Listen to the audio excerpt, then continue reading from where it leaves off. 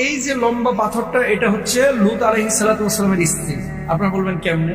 উনি মূলত অবাধ্য হয়েছিলেন, এমন আযাব দিয়েছেন, ওই তখন যে পাথর বানিয়ে দিয়েছিলেন ওনাকে, আজ পর্যন্ত এই পাথরটা ওইভাবেই ওই ডেড সির উল্টা দিকে আল্লাহ রাব্বুল আলামিন রেখে দিয়েছেন। আর আরেকটা জিনিস দেখেন, এখানে দুইটা পাথর আপনারা দেখতে পাচ্ছেন, এই লম্বা পাথরের পাশেই এটার আকৃতিটা দেখেন, দুইটা পাথর একটা আরেকটাকে চুমু দিচ্ছে, এরকম আকৃতি।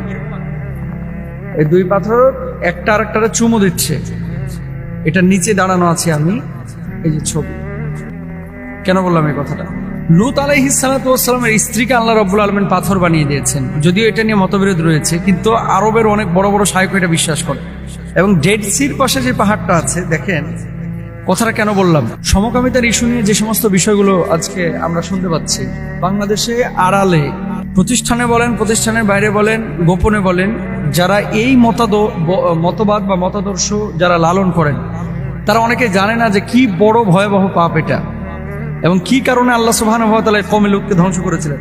আমি যখন জর্ডান সফর করলাম, দেখেন এই যে একটা ছবি আপনাদেরকে দেখেন, এই যে দেখেন এখানে আমিও আছি, আমার ছবিও আছে।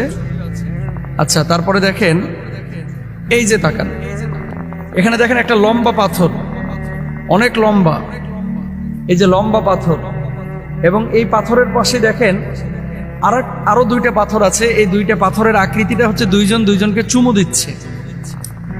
খেয়াল করে দেখেন, এটা না দেখলে আপনারা বুঝবেন না। এবং যারা জর্ডান গিয়েছেন, ডেড সির পাশে যেখানে কওমে লূতকে ধ্বংস করা হয়েছে, মূলত এই যে লম্বা পাথরটা, এটা হচ্ছে লূত আলাইহিস সালাতু ওয়াস সালামের স্ত্রী। আপনারা বলবেন কেমনে? উনি মূলত অবাধ্য হয়েছিলেন, এই যে লম্বা পাথরটা, এবং বারবার তাকে বলা হয়েছিল যে তুমি পেছনে ফিরে তাকাও না। উনি এই সমকামীদের পক্ষ অবলম্বন করেছিলেন। আল্লাহ সুবহানাহু ওয়া তাআলা এমন আযাব দিয়েছেন, ওই তখন যে পাথর বানিয়ে দিয়েছিলেন ওনাকে, আজ পর্যন্ত এই পাথরটা ওইভাবেই ওই ডেড সির উল্টা দিকে আল্লাহ রাব্বুল আলামিন রেখে দিয়েছেন। আর আরেকটা জিনিস দেখেন, এখানে দুইটা পাথর আপনারা দেখতে পাচ্ছেন, এই লম্বা পাথরের পাশেই এটার আকৃতিটা দেখেন, দুইটা পাথর একটা আরেকটাকে চুমু দিচ্ছে, এরকম আকৃতি। এই দুই পাথর একটা আরেকটাকে চুমু দিচ্ছে। এটার নিচে দাঁড়ানো আছি আমি, এই যে ছবি। কেন বললাম এই কথাটা? সমকামিতাকে যারা আপনারা প্রমোট করেন বা যারা আপনারা দেখাতে চান, এটা নিয়ে বিস্তর তথ্যচিত্র আরটিভিতে সামনে আসবে। এই যে সমকামিতাকে যারা প্রমোট করতে চান, তারা এখান থেকে শিক্ষা নেন। কি করেছিল আল্লাহ তাআলা জানেন? আল্লাহ সুবহানাহু ওয়া তাআলা তাফসীরের মধ্যে আসছে, ফেরেশতাদেরকে পাঠিয়েছিলেন সুদর্শন পুরুষের আকৃতি দিয়ে লূত আলাইহিস সালাতু ওয়াস সালামের কাছে। তো আল্লাহ তাআলা তো পুরুষের জন্য নারীকে বৈধ স্থানে বৈধভাবে হালাল করেছেন মেলামেশা করা, কিন্তু পুরুষ পুরুষ নারী নারী এটা তো সম্পূর্ণরূপে আল্লাহ তাআলা হারাম করে দিয়েছে। লূত আলাইহিস সালাতু ওয়াস সালামের কওমকে আল্লাহ তাআলা তো এই জন্য ধ্বংস করে দিয়েছে। আচ্ছা, এরা কি করলো? আল্লাহ তাআলা কি বলছেন? আমি লূত আলাইহিস সালাতু ওয়াস সালামকে প্রেরণ করেছিলাম যখন তার সম্প্রদায়কে বললেন, তোমরা চরম অশ্লীলতা এবং নির্লজ্জতার কাজ করছো, যা তোমাদের পূর্বে সারা বিশ্বে কেউ কখনো করেনি। তোমরা কাম প্রবৃত্তি পূরণ করার জন্য মেয়েদের কাছে না গিয়ে পুরুষের কাছে যাচ্ছ। সমকামিতার এই আয়াতটা আছে সূরা আরাফের ৮০ এবং ৮১ নম্বর অংশে, মানে আয়াতে আল্লাহ তাআলা উল্লেখ করেছেন। আমি অর্থটা বললাম আর কি। লূত আলাইহিস সালাতু ওয়াস সালামের পাপী সম্প্রদায়ের প্রথম সমকামিতা, অর্থাৎ পুরুষ পুরুষ এবং মহিলা মহিলা যৌনাচরণ করে।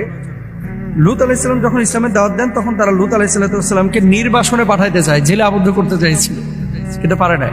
জিবরাইল আলাইহিস সালাতু ওয়াস সালাম, ইসরাফিল এবং মিকাইল আলাইহিস সালাতু ওয়াস সালাম আল্লাহর পক্ষ থেকে সুদর্শন পুরুষের রূপ ধরে লূত আলাইহিস সালাতু ওয়াস সালামের কাছে এসেছিলেন।